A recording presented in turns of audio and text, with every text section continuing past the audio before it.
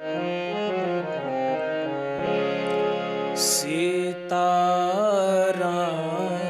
जय सीताराम, सीताराम जय सीताराम। बोले सियावर रामचंद्र भगवान की जय। कैसे हो आप सब? आपके पास नोट्स नहीं है? ठीक है। हमने पूर्व की श्रृंखला में यह समझा था कि हमें कितना छोटे बन के रहना चाहिए।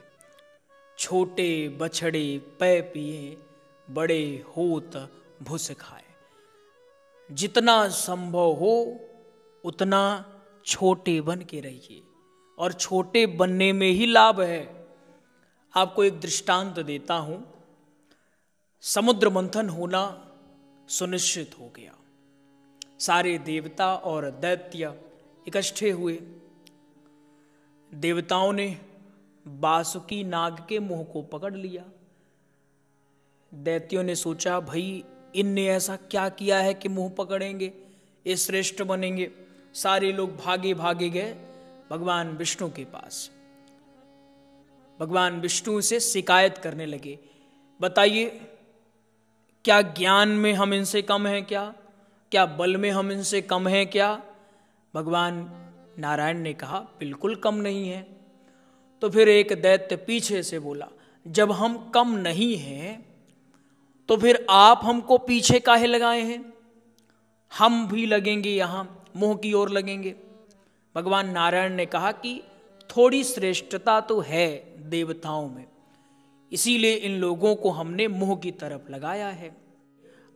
अगर मंथन करवाना है और हमारा सहयोग चाहिए तो हम तो मुंह पकड़ेंगे भाई।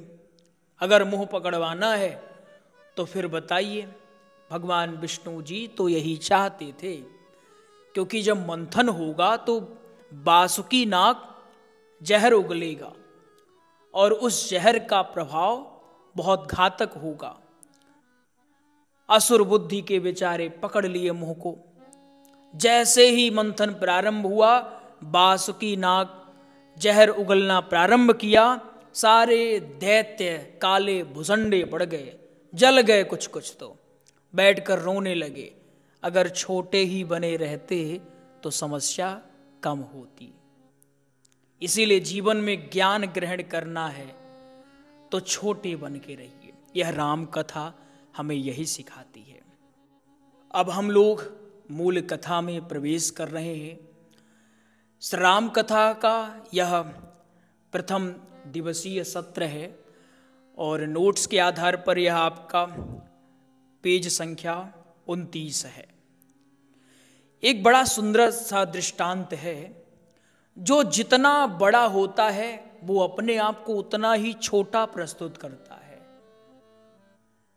फलदार वृक्ष ही झुके हुए होते हैं, अकड़ तो मुर्दों की पहचान होती है। माता सबरी का एक सुंदर सा भाव है। अधम ते अधम अधम अति नारी, तिन्ह मह में मति मंद आघारी।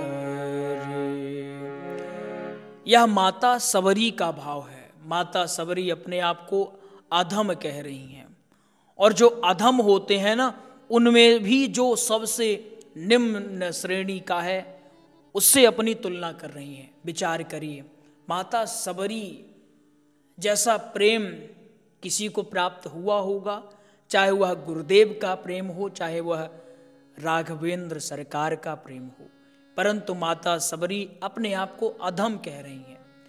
लेकिन जो रामायण के तत्व को नहीं जानता है वह क्या कहेगा कि गोस्वामी तुलसीदास जी लिखते हैं कि नारियां अधम होती हैं, परंतु क्या ऐसा है?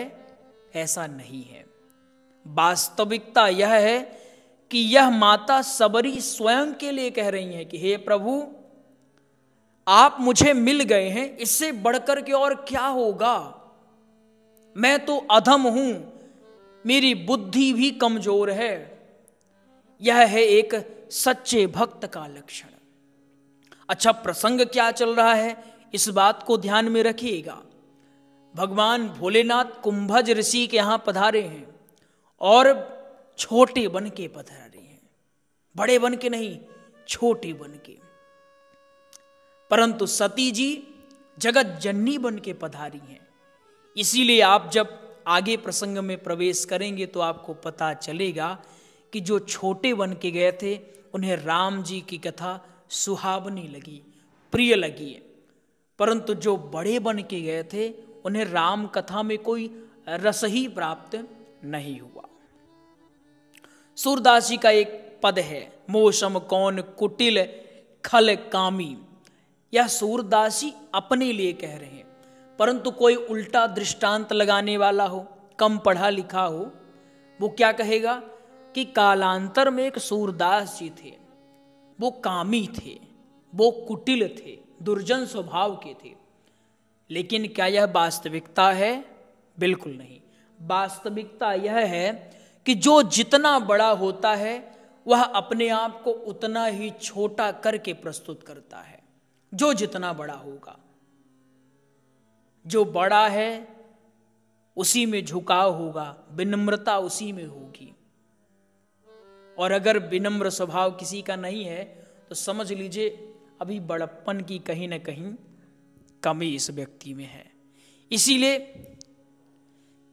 कहीं भी जाएं ज्ञान ग्रहण करने के लिए तो छोटे बन के जाएं। कुंभज ऋषि जब भगवान भोलेनाथ का दर्शन पाते हैं तो सुंदर ढंग से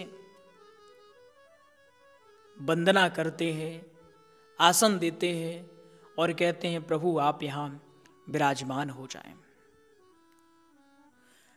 कुंभज ऋषि भगवान शिव और माता सती की पूजा कर रहे हैं, अखिल जगत के ईश्वर मान करके। अच्छा, एक बात समझिए, कुंभज ऋषि के यहां भगवान भोलेनाथ और सती जी का जब आगमन हुआ तो भगवान भोलेनाथ ने मन ही मन खूब स्तुतियां गाई, खूब प्रणाम किया। और ठीक ऐसे ही कुंभज ऋषि भी सुंदर ढंग से आसन दिया, सत्कार किया और वंदना करते करते विभिन्न तरह की आरतियां भी गाई। भगवान भोलेनाथ मन ही मन सोच रहे हैं व्यासाय विष्णु रूपाय व्यास रूपाय विष्णुवे। जो व्यास होते हैं, जो वक्ता होते हैं, वो साक्षात विष्णु का ही रूप होते हैं। यह धारणा उनके मन में बनी रही। परंतु सती जी के मन में थोड़ा सा अहंकार आ गया। उन्होंने मन में सोचा कि क्या ये ज्ञानी हैं, क्या मुझे इनसे राम कथा सुननी चाहिए? अगर ये ज्ञानी होते तो मेरी पूजा क्यों करते, मेरा सत्कार क्यों करते?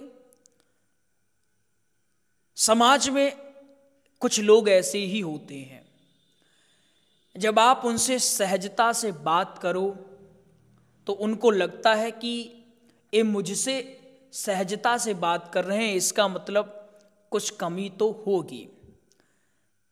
जब सती जी ने देखा कि कुंभज ऋषि नाना प्रकार की स्तुतियां गायन कर रहे हैं तो सती जी के मन में जो अहंकार था वह और भी पोषित हो गया। उन्हें लगना शुरू हो गया कि मुझे नहीं लगता ये कोई ज्ञानी होंगे। ज्ञानी अगर होते तो एक आसन पर बैठे रहते, ये तो दौड़ के आए हैं और मेरा सत्कार किए हैं, इसीलिए मैं इन्हें ज्ञानी नहीं समझती। और जब ज्ञानी नहीं समझती तो इनसे राम कथा सुनने का कोई लाभ ही नहीं है। अब दो भाव आ गए ना। शिव जी विष्णु का रूप समझ करके अब कथा सुनेंगे और माता सती संदेह की दृष्टि से बैठी तो रहेंगी परंतु कथा सुनेंगी नहीं। जो कथा सुनने बैठा है यह आवश्यक नहीं कि वो कथा सुन ही रहा हो सकता है वह श्रोता नहीं श्रोता बन करके बैठा हो, बात को काटने वाला हो या निंदा करने वाला हो। लाभ किसको होता है? जो श्रोता बन के बैठता है। तुलसीदास जी बड़ा सुंदर सा भाव लिखते हैं, तुलसी सीताराम कहो दृढ़ राखहु विश्वास, कबहु बिगड़े ना सुने रामचंद्र के दास। दुनिया के जो मजे हैं हरगिज भी कम ना होंगे, चर्चे यहीं रहेंगे अफसोस हम न होंगे। बिना विश्वास के किसी कार्य की पूर्णता हो ही नहीं सकती है, चाहे वह ज्ञान प्राप्त करना हो, चाहे वह प्रभु को प्राप्त करना हो। बिना विश्वास के कोई चीज संभव नहीं है। इसीलिए आपने देखा होगा जितने भी हमारे पुराण हैं सभी में कथा के पूर्व महात्म गायन के लिए जोर दिया गया है। भागवत में पद्म पुराण से महात्म लिया गया है 6 अध्यायों में। महात्मा का अर्थ होता है महत्ता बताना, और कलयुगी लोग जब तक महत्ता नहीं जानते हैं तब तक वे कथा सुनना ही नहीं चाहते हैं। और अगर महात्मा बिना बताए कथा शुरू कर दी जाए तो मन में श्रद्धा जागृत ही नहीं होगी, और श्रद्धा जागृत नहीं होगी तो कथा सुनने से कोई लाभ नहीं होगा। सदैव यह स्वाभिमान रखिए कि हम राम जी के हैं और राम जी हमारे हैं। कहीं भी कोई भी राम जी के गुणों को गा रहा है तो हम ध्यान से बैठेंगे और सुंदर ढंग से कथा श्रवण करेंगे। शेष हम लोग अगले प्रसंग में समझेंगे। आज यहीं पर विराम।